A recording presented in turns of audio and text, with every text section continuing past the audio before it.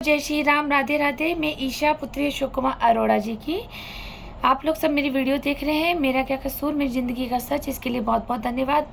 और जो मेरे नए व्यूवर्स जुड़े हैं वो प्लीज़ मुझे फेसबुक पर और यूट्यूब पर, दोनों ही मेरे ईशा बेरी के नाम पर है, उस पर जाके फॉलो कर सकते हैं। वो मेरी ज़िंदगी का सच है, ऐसा कड़वा सच है जिसे मैं आज तक अकेले ही सिर्फ पी रही थी, एक अपने पिता की मर्यादा के लिए।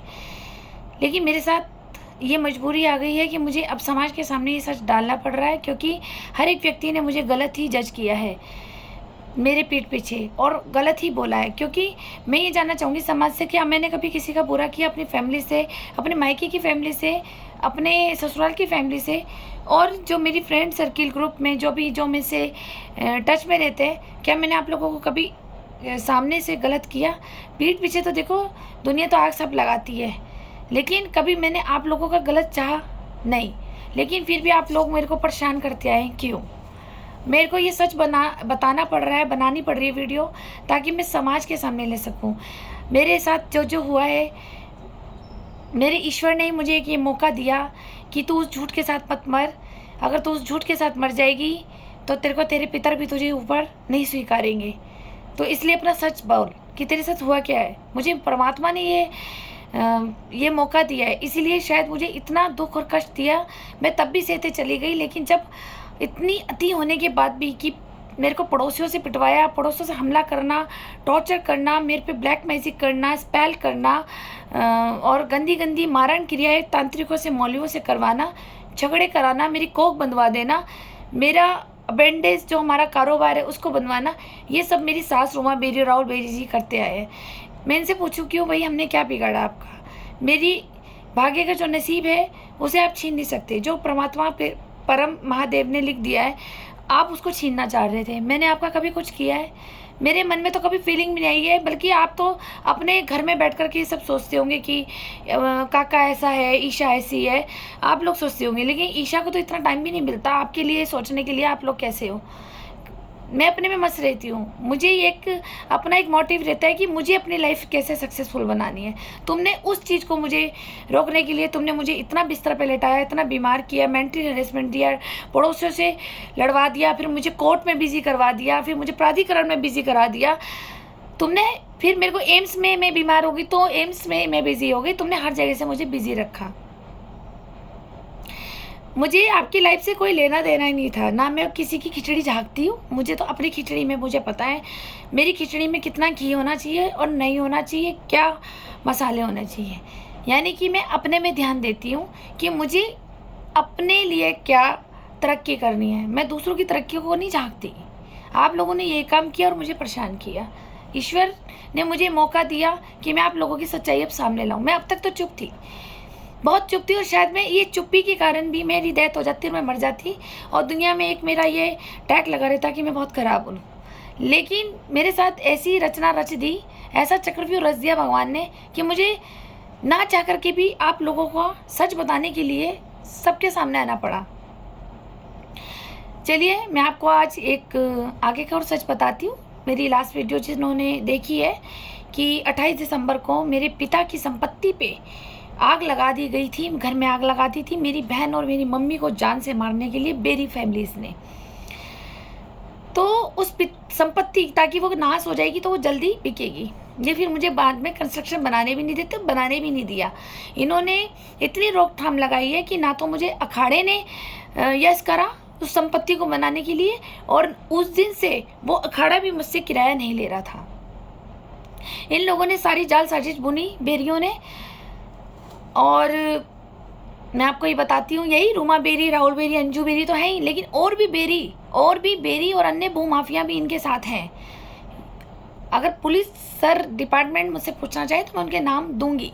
मेरे कौन कौन से मोहल्ले के लड़के हैं इनके साथ, और कौन कौन भूमाफिया हैं, और कौन कौन साजिश प्लानिंग प्लॉटिंग इनके साथ करके हमें तंग करते हैं, और जिन जिन पे मुझे शक है। और इन 3 बेरियों के अलावा और भी 1-2 अन्य हैं जिनका मैं नाम पुलिस को दूंगी। चलिए मैं आपको बताती हूँ। 28 दिसंबर को आग लग गई थी।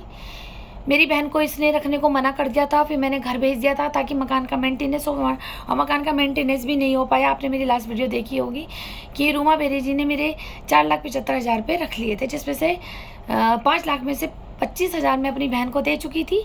4,75,000 मेरी सास रूमा बेरी ने चोरी कर लिए थे। अब उसके आगे से अब आ गया है 1 जनवरी 2013। जी हाँ, नया साल होता है, पहला नया साल था हस्बैंड के साथ, ससुराल के साथ। लोग धूमधाम करते हैं, अच्छा मंदिर जाते हैं या फिर खुशियाँ बनाते हैं। कुछ नहीं हुआ हमारे यहाँ, ना हम मंदिर गए और ना हमने खुशियाँ बनाई।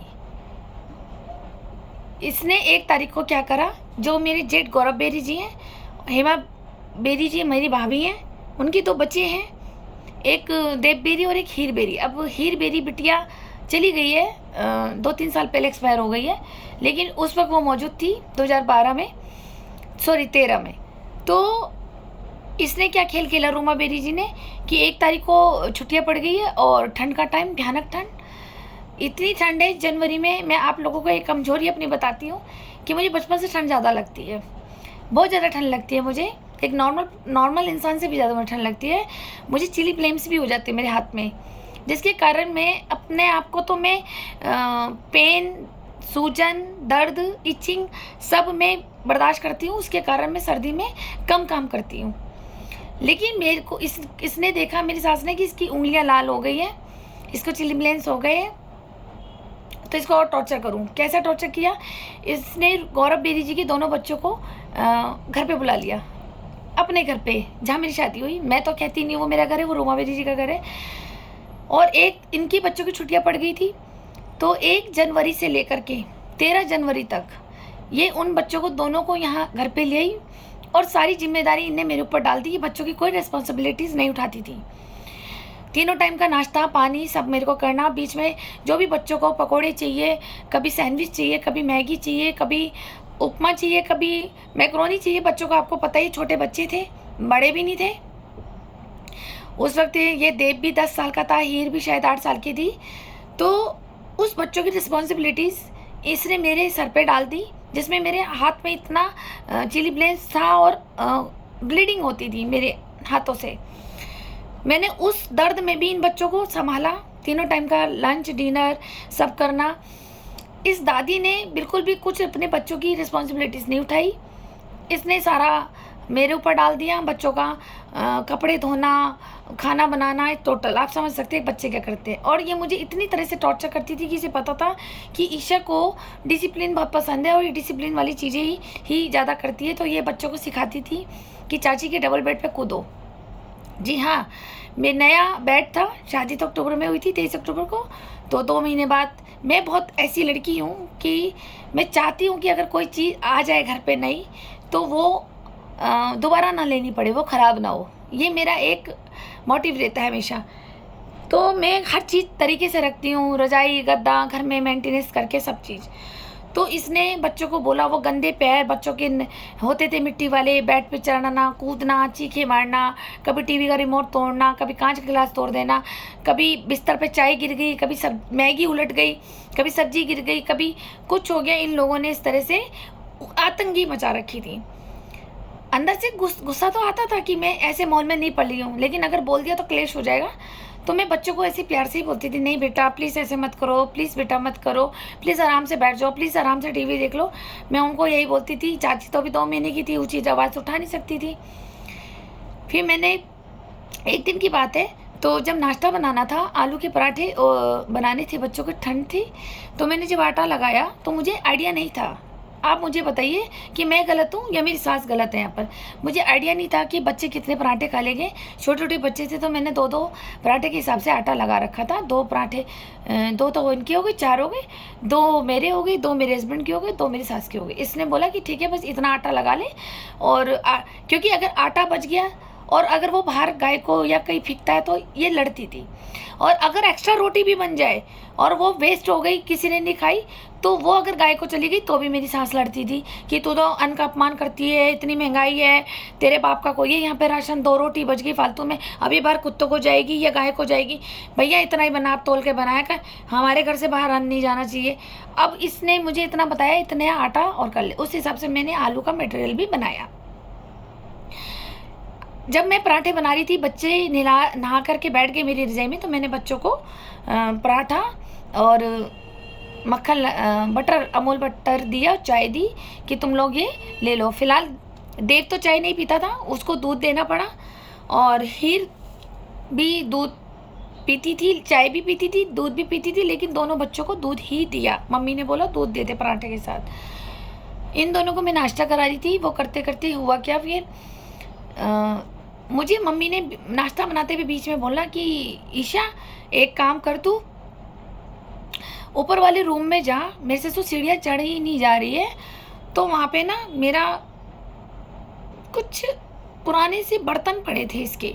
बोली कि ऊपर मेरे कुछ बर्तन पड़े हैं, उसको नीचे लिया, मैं उसको साफ़ करके ना मुझे खड़खड़ी ले जाने हैं, आज लोहड़ी भी है तो मैं लेके जाऊंगी। तो मैंने गैस कम करी, बोली मैं सेक लूँगी, तू जा।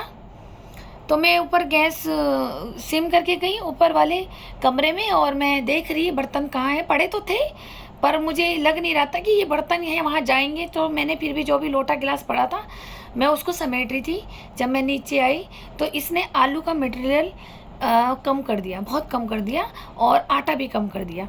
अब आटा भी कम हो गया। उस वक्त मैं आई, मैंने मम्मी को बर्तन दे दिए, तो ये अपना कह रही मैं इसमें साफ़ करके वहाँ ले जाऊँगी, तू अपने पराठे बना ले। जब मैं आई तो मैंने देखा उसमें आटा भी कम था और आलू भी कम थे। मैं दिमाग में सोचती थी कि अच्छा बच्चों ने भी ज़्यादा खाए थे उस वक्त पराठे, मैंने 2-2 के हिसाब से करे थे। तो देव ने 4 पराठे खाए थे और हीर ने 3 पराठे खाए थे। कोई नहीं, बच्ची है, लेकिन उसके हिसाब से भी इतना भी आटा नहीं कम होना चाहिए। आटा कम हो गया। अब उसमें सिर्फ 2 पराठे के लिए बचा आटा और 2 पराठे के लिए मटेरियल बचा। समझ नहीं आया गया का। मैंने कहा चलो मैं तो कुछ नहीं खाऊंगी, मैं इनका मम्मी का बना देती हूँ, और मैं अपने हस्बैंड को भी बोल दूंगी कि मैं नमक अजवाइन का पराठा सेक दूंगी, या वैसे भी कुछ भी, मतलब मैं एडजस्ट कर लूँगी अपने पति को पटा के, लेकिन मम्मी के बना देती हूँ। तो उसमें मैंने 2 पराठे मम्मी के बनाए। इतने में ये भी आ गए। अब ले काका तू खा ले, मम्मी ने बोला। तो मैंने इनको इशारा किया कि मम्मी आप खाओ ना। मैंने इनको बोला मैं आपके लिए बना रही हूँ। नहीं नहीं काका खाएगा, नहीं नहीं काका खाएगा। अच्छा इनके दिमाग में ये पता ही नहीं था प्लानिंग क्या चल रही है, या मटेरियल नहीं बचा।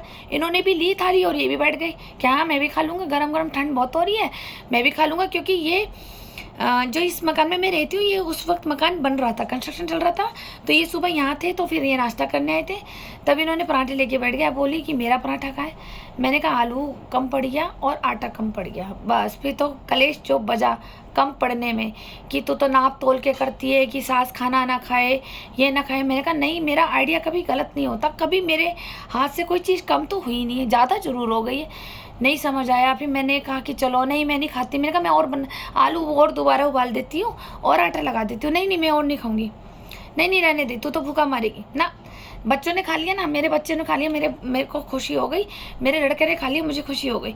मैंने कहा कितनी देर लग रही है 2-4 आलू उबालने में, जितने में आलू उबलेंगे उतने में आटा लग जाएगा फटाफट। नहीं नहीं मैं नहीं खाऊंगी, तू लगा ले, चाहे तू लगा ले, मैं नहीं खाऊंगी। जिद में आ गई, मैं नहीं खाऊंगी, मैं नहीं खाऊंगी। सारा दिन बड़ करती रही। मेरे लिए भी नहीं बचा था, लेकिन मैंने चाय ली और अपने साथ 2 बिस्कुट खाए। मैंने कहा चलो मैं तो एडजस्ट कर लूँगी, पर आटा और आलू गए कहाँ, ये नहीं समझ आया। तो फिर वो सारा दिन चलती रही। तो जब ये खड़खड़ी चली गई शाम को, तो वो आटा भी और वो आलू का मटेरियल, इसके जहाँ बेडरूम है ना, बेडरूम का बाहर आंगन है और वहाँ पे टॉयलेट और वॉशरूम भी है, और वहीं पर ये कोने में कोई टूटा फूटा कबाड़ी जैसा सामान रखते हैं ना, वो कोने में इकट्ठा करती थी। उसमें एक कागज़ में आटा और आलू कागज़ के अंदर वो छुपा हुआ था, उस कबाड़ी में जो इसी मटेरियल रखती थी, स्टोर रूम का कबाड़ी, लकड़ी लक्कड़ जो लोग रखते हैं वेस्ट मटेरियल, उसमें था। जब मैंने वो कागज़ देखा उसमें आटा था, आलू था, जो सुबह मैंने मटेरियल तैयार करा था, इसने गायब कर दिया। तो ये लड़ने के लिए इतना प्लान करती थी, मुझकी एक तरह की नार्सिसिस्ट वुमेन है ये, इतना परेशान करती है कि मतलब गलती भी खुद करके छुपा देगी, फिर उसके बाद बहू से लड़ती थी, लड़ने का कारण। आप समझ गए कि किस तरह से तंग किया इसने मुझे। ये छोटी छोटी बातें इम्पोर्टेंट तो नहीं है, लेकिन जिस पे बीती होती है ना, तो ये इसके लिए बहुत इम्पोर्टेंट होती है, जिसके साथ हुआ होता है। वो बिना कारण अपनी आत्मा को तड़प के रोता है कि मेरी गलती कहाँ है। आप बताइए, क्या मेरी सास ने सही करा था आटा और आलू का मटेरियल छुपाने में? आप मुझे नीचे कमेंट सेक्शन में लिखिए। धन्यवाद।